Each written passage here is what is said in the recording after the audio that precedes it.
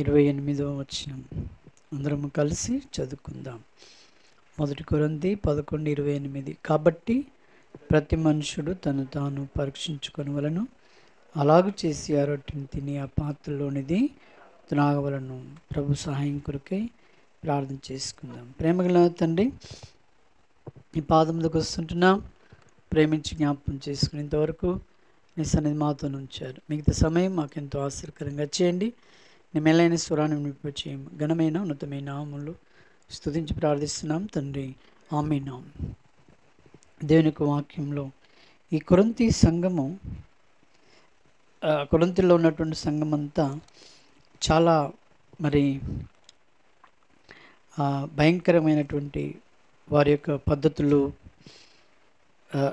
వారి యొక్క స్థితిగతులు అవి ఉన్నాయన్నట్టు. తర్వాత వారిలో ఇంకోటి ఏముందంటే, పరీక్ష చేసుకొని యోగ్యంగా వారు బలలో చేయి వేయలేనటువంటి వారుగా కూడా ఉన్నారన్నట్టు అక్కడ చాలా జనం. అందుకని వారిని గురించి తెలియజేస్తూ ఉంటున్నాడు.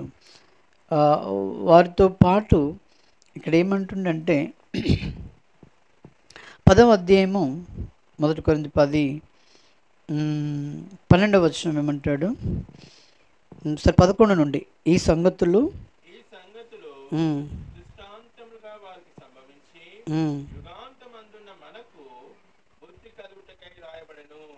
మనం ఏ ఏ కాలంలో ఉన్నామట మనం కదా అండి?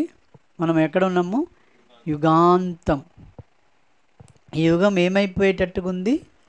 అంతమైపోయేటట్టుగా ఉంది అని తెలియజేస్తూ ఏమన్నాడు? 12వ వచనం,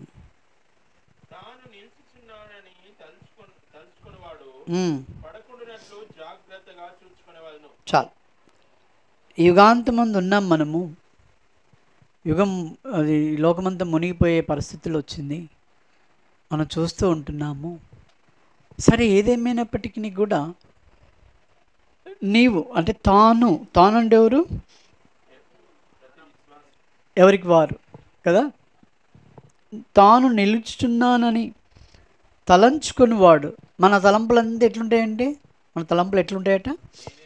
నేనే రైట్, నాదే కరెక్ట్, వాళ్ళది తప్పు, ఆయనది తప్పు, ఆమెది తప్పుగా, నేనైతే కరెక్ట్, నేనే రైట్, అంతేగా. దానికి ఎక్కడ తగ్గేది లేదు అంటూ ఉన్నట్టుగా ఉంటాం మనం కదా. మనం తగ్గకుండా నాదే రైట్ అన్నట్టుగా ఉంటాం. అందుకని అంటున్నాడు ఇక్కడ, తాను నిల్చున్నానని తలంచుకునేవాడు పడకుండానట్లు జాగ్రత్తగా చూచుకున్నాడు. సామెతలో ఒక మాట ఉంది, నాశనానికి ముందు గర్వం నడుస్తుందట కదా అండి. గర్వంతో నడుస్తూ నేను బాగున్నా, నాకెవరు చెప్పేటోళ్ళు, నేనే సరిగా ఉన్నా అన్నంత స్థితిలో ఉంటున్నాము. కాబట్టి వాళ్ళే తొందరగా పడిపోతారట కదా అండి. ఇప్పుడు లోతు కుటుంబాన్ని చూద్దాం మనం. లోతు కుటుంబము దేవుణ్ణి ప్రేమించిన కుటుంబం కదా. అది లోతు కుటుంబం దేవుని ప్రేమించిన కుటుంబం కదా. అయితే వాళ్ళు బహుశా దేవుణ్ణి ఎక్కువగా లోతు ఆ బిడ్డలతో, అల్లులతో కలిసి, ఆ తర్వాత భార్యతో కలిసి బాగా దేవుని వెంబడిస్తూ ఉండవచ్చు. ఒకవేళ అప్పుడు లోతు భార్య కూడా అనుకోవచ్చు, ఈ సొదొమ గొమొర ఆడవాళ్ళందరికంటే నేను చాలా మంచిదాన్ని అనుకోవచ్చు. ఒకవేళ మీరంతా ఏం వేస్ట్ అని అనుకున్నట్టుంది పాపం.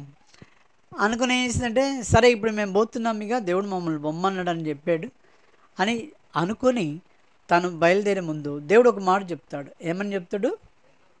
నువ్వు వెనకకు చూడకు, ఎవరినైనా మిమ్మల్ని అందరినీ మీరు వెనకకు చూడొద్దు అని చెప్పాడు. అప్పుడు ఈ లోతు భార్య ఇదెంతలే అనుకుందా. ఏమనుకుందామే? ఇదెంతలే, ఇది మామూలే, వెనక చూస్తే ఏమవుతుందట అని అనుకున్నది పాపం.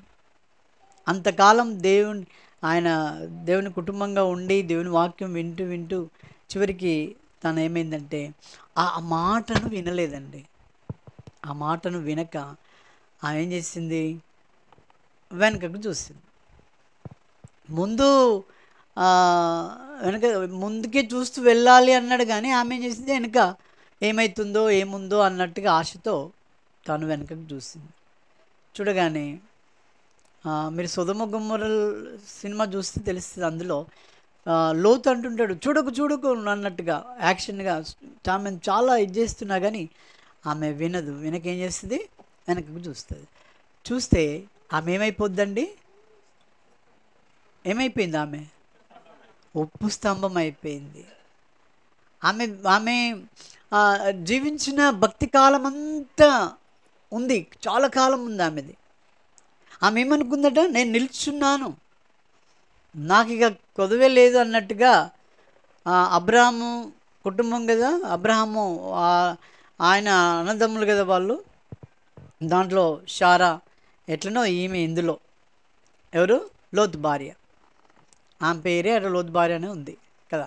కాబట్టి తను నిల్చున్నాను అనుకుంది. పడిపోకుండానట్లు జాగ్రత్తగా చూసుకోవాలి. ఏంటిదంటే, నువ్వు వెనకకు చూడొద్దమ్మా అన్నాడు. అంటే ఆమె విన్నదా, వినలే. మనలో కూడా చాలా లోపాలు ఉంటాయి. మనం దేవునిలో ఉన్నామని అనుకోవడం కాదు, లేకపోతే అనుకోవడం ఏదో రకంగా ప్రవర్తించడం కాదు, పడిపోకుండానట్లు మనం జాగ్రత్తగా చూసుకోవాలట. అర్థమైందా అండి, మనం పడకుండా చూసుకోవాలి. ఈ వర్షాకాలంలో రోడ్లు ఎట్లుంటాయంటే, కొన్నిసార్లు చిన్నప్పుడు మేము వెళ్ళేటప్పుడు లైట్స్ కొంచెం కొంచెం కనబడేది కాబట్టి మేమేమనుకునేదంటే, చాలా మంచిగా కనబడేది గట్టి స్థలం అనుకొని తీసుకుపోయి మేము అడుగు తీసుకుపోయి దాంట్లో అయితే అదే లోతు. గట్టి స్థలములో నీళ్ళు కనబడదు, అదేది మెరుస్తూ మంచిగా ఉన్నట్టుగా కనబడ్డది. మా అడుగులన్నీ కూడా నీళ్ళల్లో వెళ్ళిపోయినాయి. కాబట్టి అదే రీతిగా నువ్వు ఎక్కడున్నా ఏడున్నా నువ్వు నిలుచున్నానని తలంచుకునేవాడు పడిపోకున్నట్లు ఏం చేయాలండి, జాగ్రత్తగా చూసుకోవాలి మన విశ్వాస యాత్రలో. అర్థమైందా అండి, మనము ఎలా ఉండాలంట, జాగ్రత్తగా చూసుకుంటూ మనం వెళ్ళాలి.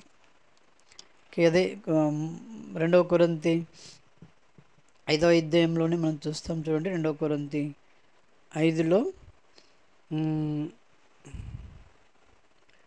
5 వచ్చి సారీ 13:5 సారీ 13:5 13:5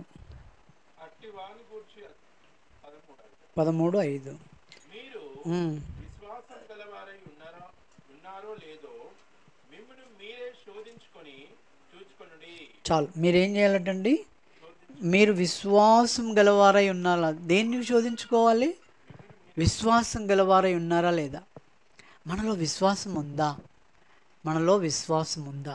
మీకు ఉదాహరణ చెప్తున్నా, మీకున్న విశ్వాసము ఇక్కడ ఏమన్నాడు, ఇందులో ఇది ఖాళీదిలేండి.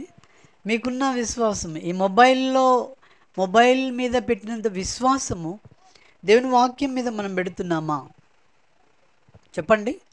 దానికి ఎలా రుజువు అంటే చెప్తున్నాను, ఎందుకు దాని మీద మనం దేని మీద ఎంత విశ్వాసం పెడితే అంత సమయం దానికి పెడతాం మనం.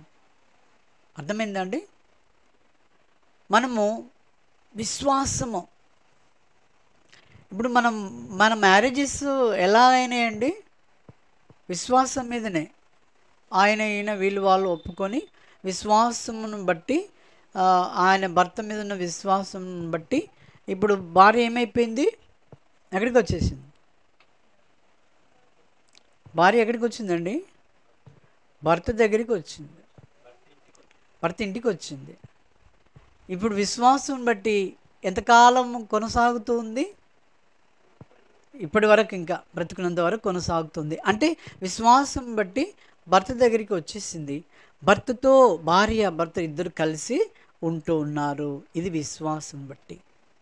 ఇప్పుడు దేవుని మీద మన విశ్వాసం ఎక్కువగా ఉంటే మనం ఎవరితో గడపాలి సమయము చెప్పండి, దేవునితో గడపాలి. ఇప్పుడు మన విశ్వాసం ఎలా ఉంటుందండి, దీంతో గడిపినంత, మొబైల్తో గడిపినంత సమయము వాక్యంతో గడుపుతున్నామా చెప్పండి. మొబైల్ ఉంది మంచిదే, అది వాక్యము కొరకు వినండి, మంచిదే. ఏది అవసరమో దాన్ని వినండి, మంచిదే.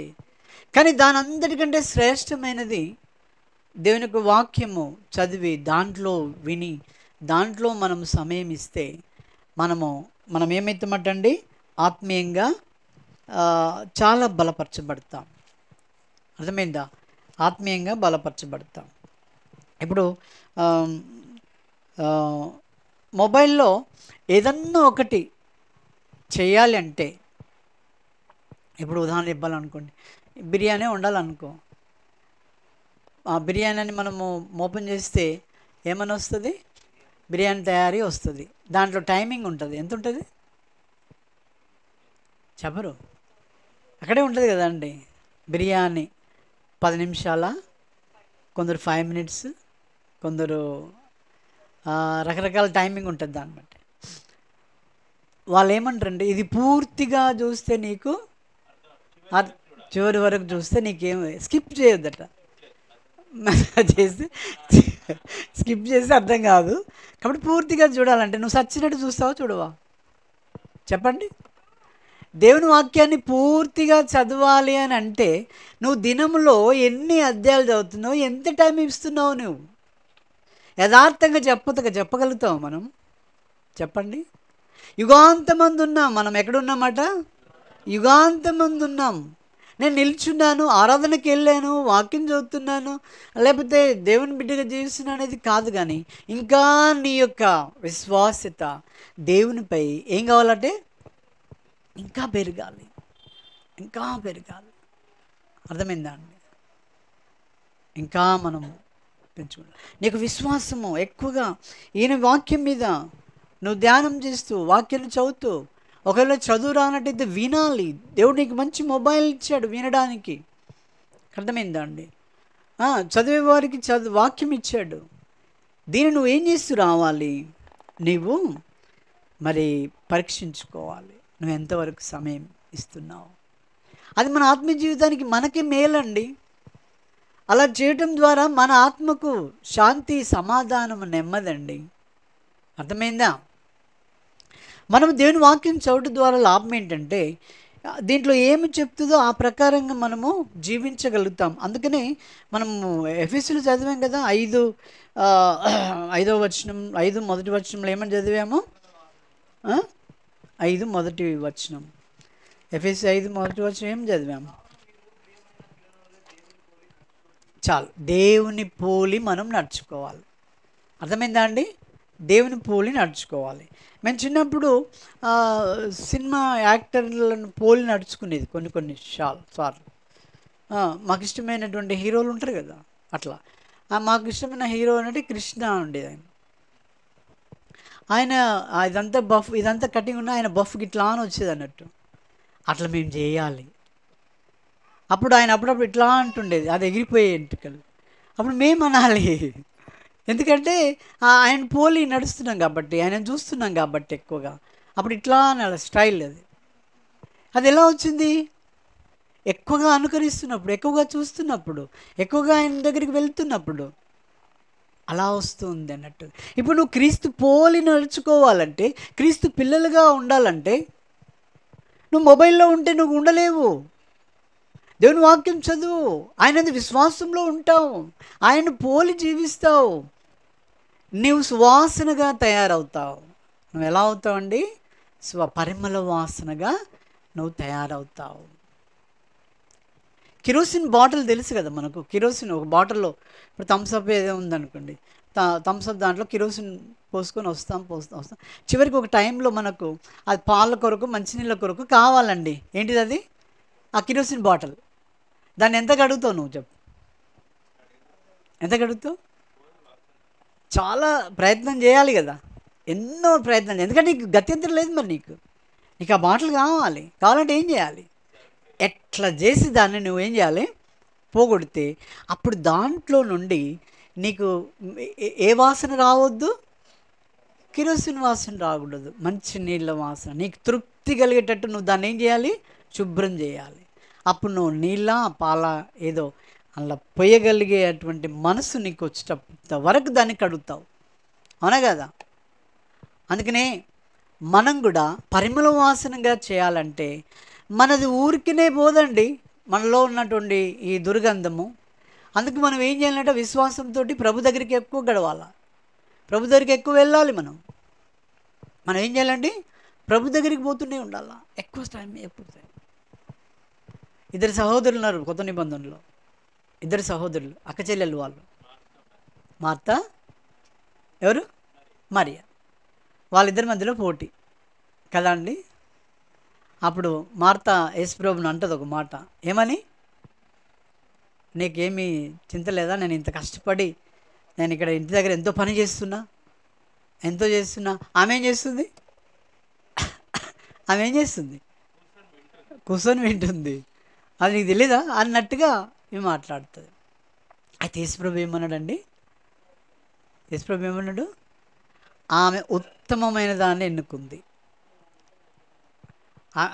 ఆమె ఏమి ఎన్నుకుందట, మరియా యేసు పాదముల యొద్ద కూర్చొని నేర్చుకోవడము, అది ఉత్తమమైనటువంటిది. నువ్వేం చేస్తున్నావు, ఇక ఇష్టం ఉన్నట్టు బిజీ, నీ బిజీ, ఇటురుకుతున్నావు, అటురుకుతున్నావు, అటు చేస్తున్నావు, ఇటు చేస్తున్నావు. మళ్ళీ టైం దొరికిందంటే మొబైల్ పట్టుకుంటున్నావు, దాంట్లోనే గంటలు గడుపుతున్నావు, మళ్ళీ ఇటుపోతున్నావు, అటుపోతున్నావు. నా సన్నిధిలో గడిపేదే లేదా నీకు, నా సన్నిధి నీకుందా, వాక్యంలో నువ్వు గడుపుతున్నావా అని మార్తను ఒకవేళ అడగచ్చు. అదే ప్రశ్న మనల్ని కూడా వేస్తే కష్టం కదా. ఈ ఉదయకాలం ఎంతమంది దేవుని వాక్యం చదివారు ఈ ఉదయకాలం? మొన్న ఒక ఆయన పాస్టర్స్ మీటింగ్ జరిగింది. ఆయన కనీసం ఈరోజు మీరు వాక్యం చదివారా అని అడిగితే బాగుండు, కానీ ఆయన ఒక ప్రశ్న ఇచ్చాడు, ఈరోజు 10 అధ్యాయాలు ఎంతమంది చదివారు అంటే మేము ఎవరం లేపలేదు. పాస్టర్లో మేము మళ్ళీ మేమంతా పాస్టర్లో. 10 అధ్యాయాలు అంటే ఎంత టైం కావాలి కదండి. మనకేమో బిజీ, మన టైం మనది ఎలాంటిది, బిజీ ఎక్కువ. ఒక్కటికి చదవడమే మహా అన్నట్టుగా ఉంటుంది మనకు కదా. కాబట్టి దేవుని యొక్క వాక్యంలో మనము ఆయన స్వరూప్యంలోనికి రావాలంటే మనం ఏం చేస్తూ రావాలి, ఆయన యొక్క పరిమళ వాసనగా చేయబడాలంటే మనం ఏం చేస్తూ రావాలండి, దేవుని వాక్యాన్ని చదువు. దాని ద్వారా నీకు చాలా మేలు, నీకెంతో నెమ్మది, నీకెంతో శాంతి. దేవుని వాక్యం నిన్నేం చేస్తుందండి, అది నడిపిస్తుంది, అది నిన్ను పోషిస్తుంది, నీకు తెలివినిస్తుంది, నీకు జ్ఞానంనిస్తుంది. నువ్వు ఎలాగో బ్రతకాలి, ఎలాగో జీవించాలి, మంచి ఏంటి, చెడు ఏంటి అనేది నీకు నేర్పిస్తుంది. అది నీ పిల్లలు నేర్పరు, నీ భార్య నేర్పదు, భర్త నేర్పడు, నీ తల్లిదండ్రులు కూడా అసలు నేర్పరు. వాళ్ళ గురించి కొన్ని చెప్పాలంటే అందులో ఉన్నాయి, మనకు టైం లేదు. ఒక తల్లి ఎలాంటి స్థితిలో ఉండే, ఒక బ్రదర్స్ ఎలాంటి స్థితిలో ఉండే, అవన్నీ చూడాలంటే మనకు టైం లేదు. సో వాళ్ళు ఎవరు నేర్పరు. కానీ నేర్పించేది ఎవరు?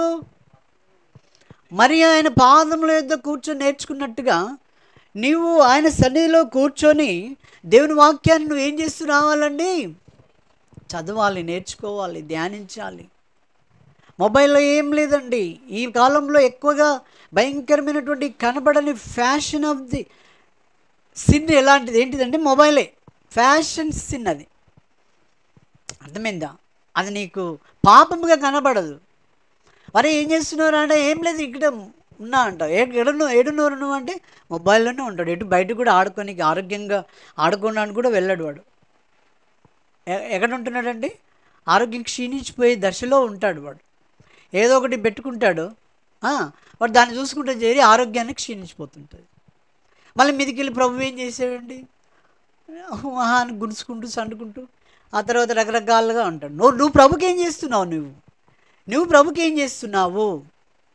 ప్రభు నీకు ఇంత సమయం ఇస్తూ ఉన్నాడు, ఇంత ఇచ్చాడు, నీకు ఇన్ని నీళ్ళు ఇచ్చాడు, ఇంత ఆహారం ఇచ్చాడు. ఆయన కొరకు నువ్వేమిస్తున్నావు? ఆయన కొరకు ఏమిస్తున్నావు? నీ సమయం ఇస్తున్నావు కనీసం? యథార్థంగా దేవుని మొబైల్కి ఇచ్చినంత సమయం నువ్వు దేవునికి ఇస్తున్నావా? నీకు సమయం దొరికినప్పుడు వెంటనే ప్రభుకి ఇవ్వండి, దేవుని వాక్యాన్ని చదవండి. కీర్తనల 1వ అధ్యాయంలో 2వ వచనంలో ఏమంటాడు? యెహోవా ధర్మశాస్త్రం నందు ఆనందించుచు దివారాత్రం దాన్ని ధ్యానించేవాడు ధన్యుడు. అతడు ఎక్కడుంటాడటండి? నీటి కాలువల ఎవరో నాటబడిన వాడై ఆకువాడక తన కాలమందు ఫలమిచ్చు చెట్టు వలె నుండును. మనం ఈ లోకంలో లోకాన్ని ప్రేమిస్తే మొదటి వచనం లాగా ఉంటుంది. మొదటి వచనం ఏముంటుంది? దుష్టుల ఆలోచన చొప్పున నడవక, పాపుల మార్గం నిలవక, అపహాసకులు కూర్చుని చోటను కూర్చుండక. నువ్వు అలా చేయకూడదు. నువ్వు దేవుని బిడ్డవు. బలలో పాలు పొందుతున్నామంటే మనం ఎంత ప్రత్యేకత ఉండాలి, మనలో ఎంత విశ్వాసం ఉండాలి. ఎందుకంటే ఆయన నిన్ను చూసేవాడు. ఆయన గుడ్డివాడా అండి? ఆయన నువ్వు ఏం చేస్తున్నావు చూడకుంటుంటాడు ఆయన? చెప్పరు నువ్వేమైనా చేసేది ఆయన చూస్తుండా లేదా? ఒక మాట ఇక్కడ ఉండే అది ఆయన నిన్ను ఆయన ఏం చేసేవాడండి? చూస్తున్నటువంటి దేవుడు. నువ్వేమి కూడా దాచుకోవడానికి వీల్లేదు. నువ్వు మంచం కింద కూర్చున్నా, మంచం కింద పడుకున్నా, నువ్వు ఎక్కడున్నా కూడా ఆయన నిన్నేం చేస్తాడండి? చూచే దేవుడు. చూద్దాం ఒక మాట. మొదటి దినవృత్తాంతములు 28వ అధ్యాయము. మొదటి దినవృత్తాంతములు 28. మొదటి దినవృత్తాంతములు 28వ అధ్యాయము చదువుదాము. 9వ వచనం చదవండి. సొలొమోనా నా కుమారుడా,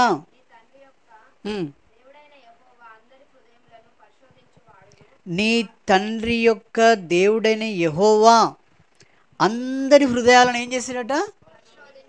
ఇందులో ఎవరన్నా మినహాయించినారా? వాళ్ళని కాదన్నది ఏమన్నా? ఎవరి హృదయాలు? అందరి హృదయాలను పరిశోధించేవాడు. తర్వాత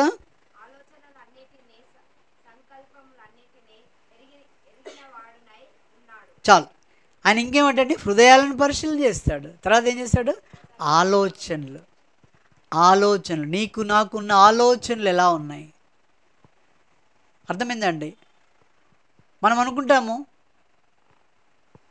ఆలోచనలలో మనము చాలా పొరపాటు చేస్తాం. చదువు వచ్చిన వారి ఆలోచన వేరుగుంటుంది, చదువు రాని వారి ఆలోచన వేరుగుంటుంది. ఎవరిది ఎక్కువ ఉంటుందండి ఆలోచన? ఎవరిది ఎక్కువ ఉంటుంది? చదివిన వాళ్ళది ఎక్కువ ఆలోచన ఉంటుంది. చదివిన వాళ్ళు నాకు రాదా అన్న ఏదో కొద్దిలో చదువుకుంటాడు, కానీ వచ్చిన వాడు ఏం చేస్తాడంటే వానికి ఇక్కడ డబ్బులు ఉంటే ఇక్కడ ఉండడు. ఇక ఆలోచన ఎక్కడ ఉంటుంది? జనగాము, యశవంతపురము ల్యాండ్, గట్కేసర్ ల్యాండ్, తర్వాత హైదరాబాద్ ల్యాండ్, ఇంక ఈ మధ్యకాలంలో చంద్రమండలం మీద కొనొచ్చాడు ల్యాండ్. అక్కడ కూడా పోతాడండి వీడు. ఎందుకు? చదువు డబ్బు ఉంది కాబట్టి. ఆలోచనలు పెరుగుతాయి, ఆలోచనలు కట్టేస్తూ ఉంటాడు. మనం ఏమనుకుంటామంటే అయ్యో వాళ్ళు మంచిలు. కాదు. ఆలోచన జాగ్రత్త. వారి ఆలోచనలు ఎంత తొందరలో ఉన్నాయో, వారి ఆలోచనలు ఎంత చెడిపోయినాయో నీకు తెలుసా? డబ్బు ఉండవచ్చు కానీ, చదువు ఉండొచ్చు కానీ, వాళ్ళ ఆలోచనలు అంత చెడిపోయినటువంటి స్థితి. కాబట్టి ఆలోచనలు. ఆ తర్వాత ఏమన్నాడండి? వారి ఆలోచనలు ఎరిగిన వాడై ఉన్నాడు. నీవు ఆయన తెలుసుకొని హృదయపూర్వకముగాను.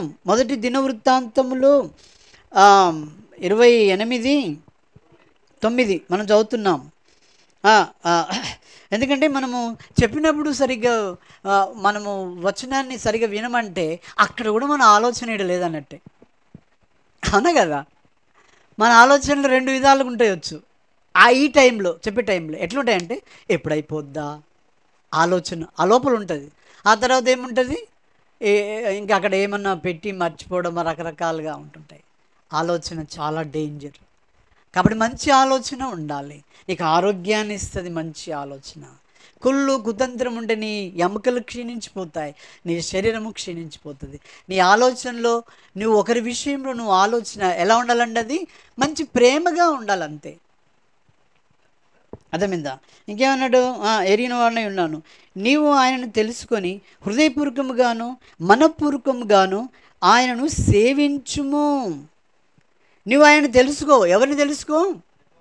దేవుని తెలుసుకో. ఎవరితో చెప్తున్నాడు ఈ మాట? సొలొమోన్తో. నువ్వు ఆయన తెలుసుకో, ఆయన ఎరుగు. నీ తండ్రి అయినటువంటి దేవుడు ఎంత గొప్పవాడు. ఆయన తెలుసుకొని నువ్వేం చేయాలి?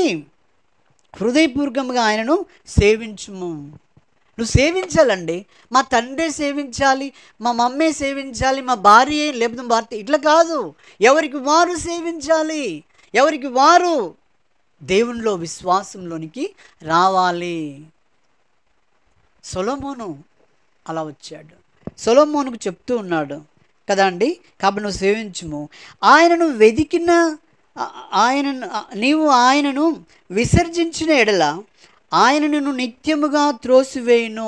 బాగా వినండి ఇక్కడ. ఆయన ఏం చేశాడు? నువ్వు ఆయనను విసర్జించిన ఎడల నిశ్చయముగా ఆయన నిన్ను ఏం చేస్తాడు? త్రోసివేస్తాడు. దేవుని సమయానికి, దేవుని వాక్యానికి బదులు నువ్వు దీనికే ఇస్తున్నావు అనుకో, వాడు దేవుడు ఏం చేస్తాడంటే నిత్యము ఇక దీన్ని పట్టకుండా నిన్ను త్రోసివేసి మొబైల్లోనే ఉండురా అంటాడు. ఇక అంతే, అందులోనే ఉండు అంటాడు. ఇక నీకు వాక్యం గుర్తురాదు. ఇక వాక్యం గుర్తురాదు. దేవుడు ఇది రానే రాదు. ఎక్కువ అదే గుర్తొస్తుంటుంది. ఆ తర్వాత ఏమొస్తుంది? నీకు నీ ఆస్తి గుర్తొస్తుంది, నీ భార్య పిల్లలు, భర్త, ఇవన్నీ గుర్తొస్తుంటాయి. కానీ దేవుడు నీకు మరి గుర్తురాడు. దేవుని ముందు పెట్టుకోవాలి ప్రతి విషయంలో. దేవుడే నాకు ప్రధానము, ఆయనే నాకు సర్వము, ముందు ఆయన నా జీవితంలో అని ఉండాలి ప్రతి విషయంలో. అట్లయితే దేవుడు నిన్ను విసర్జించడట, నిన్ను త్రోసివేయడు. లేకుండా నా ఆస్తే, నా చదివే, లేకపోతే ఇదంతా నాదే, ఇదే ఇదన్ను ఉంటే నువ్వు దానికే ఉండురా అని వదిలిపెడతాడు నేను. అర్థమైందా అండి? రోమీయులకు రాసిన పత్రిక 1వ అధ్యాయంలో ఒక మాట ఉంది. రోమా 1వ అధ్యాయము 1వ అధ్యాయము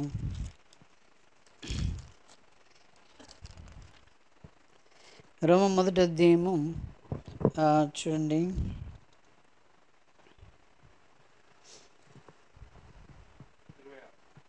26 చదవండి.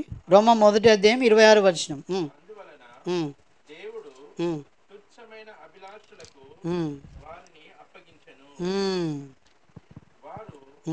చాలు కదా, అంతవరకు చాలండి. దేవుడు వాడిని ఏం చేశాడటండి?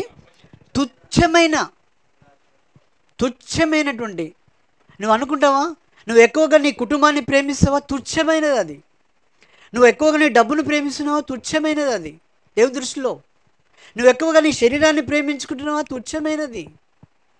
కాబట్టి నువ్వు ఎక్కువగా దేవుని కంటే ఎక్కువగా నువ్వు దేన్ని ప్రేమిస్తున్నావో దాన్ని నీకు తుచ్చమైన అభిలాషగా చేసి దాన్ని నిన్ను అప్పగిస్తున్నాడు దేవుడు నీకు. నువ్వు దానికే ఉండిపో, నువ్వు వింటలేవు, నువ్వు లోబడతలేవు. దేవుడు ఎంతో జ్ఞానం ఇస్తూ ఉన్నాడు. నువ్వు పక్కకు పెట్టు, దేవుని హత్తుకో, దేవుని వెంబడించు. ఇంకేమన్నాడు? 24వ వచనంలో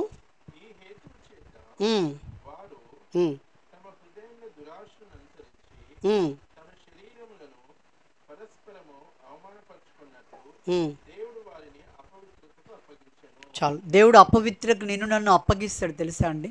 అంటే ఏంటి తెలుసా? ఇక నువ్వేమైనా భక్తి రాదు నీకు. ఇక లోపల ఆదివారం కనబడతాము, బైబిల్ చేతిలో ఉంటుంది, అన్నీ ఉంటాయి. కానీ నిన్నేం చేస్తాడటండి? నీ హృదయము దురాశలను అనుసరించి తమ శరీరములను పరస్పర అవమానపరుచుకున్నట్లు దేవుడు అపవిత్రతకు నిన్ను ఏం చేస్తాడు? అప్పగిస్తాడు. మీకు తెలుసా, యూట్యూబ్లలో చాలామంది అంత వాక్యం తెలిసిన వాళ్ళు ఇప్పుడు అపవిత్రతలో కూర్చున్నారు. అర్థమైందా? కొంతమంది అట్లా ఉన్నారు. అంటే ఏంటంటే వాడికి దాని కొరకే దేవుడికి పోయి నువ్వు అక్కడికే ఉండు, నీ నాశనము నీకే. కాబట్టి జాగ్రత్త. సమయం ఉండగానే, నీకు సమయం ఉన్నప్పుడు వెంటనే నువ్వేం చేస్తూ రావాలి? సమయం దేవునికి ఇస్తూ రావాలి. ఒక ఆయన దేవుని యొక్క వాక్యాన్ని, ఆయన పేరు మర్చిపోయాను, ఆయనకు 30 బైబిళ్ళు ఉన్నాయటండి. ఆయనకి ఎన్ని బైబిళ్ళు? 30 బైబిళ్ళు. అంటే మనం 30 కొందామంటే కూడా అన్ని లేవులేండి మనకు. మన తెలుగులో వాడక భాషలో 2-3 ఉన్నాయి, మనం వాడే భాష ఒకటి ఉంది, ఇంకా అధ్యయన బైబిళ్ళు అవి ఉన్నాయి. కానీ మనకు అవన్నీ ఎందుకన్నా ఉన్నదో ఒకటి ఎక్కువ అన్నట్టు ఉంటాం. కానీ ఆ బ్రదర్ ఏం చేసేవాడంటే ఒక వచనాన్ని ఇంకొక దగ్గర అన్ని బైబిల్స్లలో ఎవరు ఎలా చెప్తూ ఉన్నారు అనేది అన్వేషణ, ఎలా అనేది ఆశ ఉందన్నట్టు. మీ దగ్గర ఎవరి దగ్గర అధ్యయన బైబిల్ ఉందా అండి? లేదు కదా. వ్యాఖ్యాన బైబిల్ ఉందా? లేదు. అన్న ఇది ఒక్కటే చాలన్న, ఇది ఒక్కటి చదివితేనే మా తల ప్రాణము తోక్కొస్తుంది అన్నట్టుగా ఉంటుంది. ఇది చదవనీకే టైం లేదండి, ఇక గవర్ని ఎక్కడికి వెళ్ళి తెచ్చుకోవాలన్నట్టే ఉంటుంది కదా మనకు. కాబట్టి నువ్వు ప్రభులో ఆశించు, ప్రభులో నువ్వు ఆశపడు, ప్రభు కొరకే జీవించు, ప్రభు వాక్యాన్ని ప్రేమించు. ఎంతగా నువ్వు ప్రేమిస్తే అంత నువ్వేమవుతావండి, ఆయన సారూప్యంలోనికి వస్తావు. నిన్ను పరిమళ వాసనగా చేస్తాడు. ఆయన పోలి మనం నడుచుకుంటూ ఉంటాం. ఆ రీతిగా ప్రభు మనకు సహాయం చేయనుగాక. మనందరము పరీక్షించుకుని యోగ్యంగా బలలో చేయిద్దాం. మోకరించండి, ప్రార్థన చేసుకుందాం.